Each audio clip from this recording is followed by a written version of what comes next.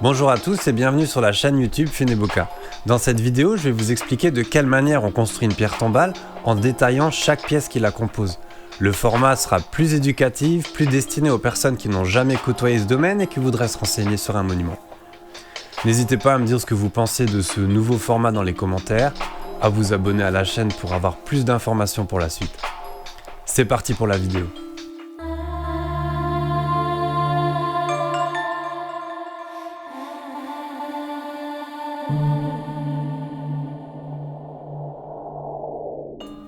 Pour comprendre ce qu'est une pierre tombale, la première chose qu'on fait instinctivement, c'est d'aller voir sur Wikipédia. Et voici donc ce qu'on y retrouve. Une pierre tombale est un monument funéraire en pierre qui comporte typiquement le nom de la personne enterrée, ses dates de naissance et de décès, ainsi parfois qu'un message personnel ou une prière appelée épitaphe. Lorsqu'elle est placée debout à la tête d'une tombe, on parlera plus précisément d'une stèle. Ok, ça c'est pour la définition, maintenant on va voir dans le cimetière virtuel les choses un peu plus précisément. Vous voilà à présent dans un monde virtuel entièrement construit par Funeboka. Je m'en servirai de support pour vous expliquer toutes les prochaines notions funéraires afin que ce soit plus convivial et plus facile à comprendre. Après l'enterrement, il n'y a pas encore de pierre tombale sur la concession. La plupart du temps, on y installe une croix avec les épitaphes du défunt en attendant de pouvoir construire son monument. Une pierre tombale est la plupart du temps posée sur une semelle en granit, mais elle peut aussi être en ciment selon le budget de la famille. Dans cet exemple, c'est une semelle en granit qui est posée directement sur un radier en béton. Ce radier est généralement fait à la main sur place par l'équipe de pose.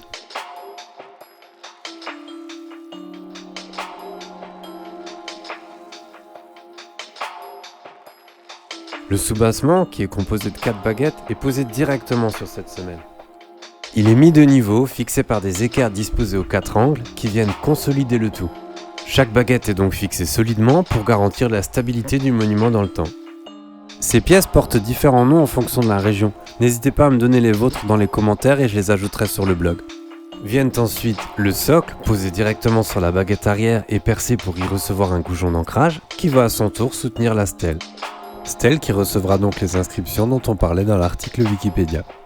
Enfin, pour terminer, le monument est complété par la dalle et les joints entre les pièces sont entièrement siliconés pour éviter toute infiltration d'eau dans ce dernier. Une fois le monument posé, différents accessoires viennent ajouter à ce dernier une touche de personnalisation. Cela peut être des vases, des plaques funéraires, des fleurs, des statues, mais encore une fois, cette vidéo ne sert qu'à vous donner une idée technique de sa construction et ces différents sujets seront abordés par la suite.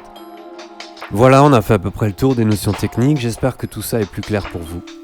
Les prochaines vidéos entreront plus en détail et aborderont d'autres notions funéraires. En attendant, n'hésitez pas à vous abonner à la chaîne pour ne pas manquer leur lancement. Vous pouvez aussi vous rendre sur le site funeboka.com où vous trouverez un article sur le blog qui reprendra les notions abordées ici avec des schémas et d'autres explications. Je vous laisse ici quelques liens pour vous abonner, allez voir les autres vidéos de la chaîne et je vous dis à bientôt.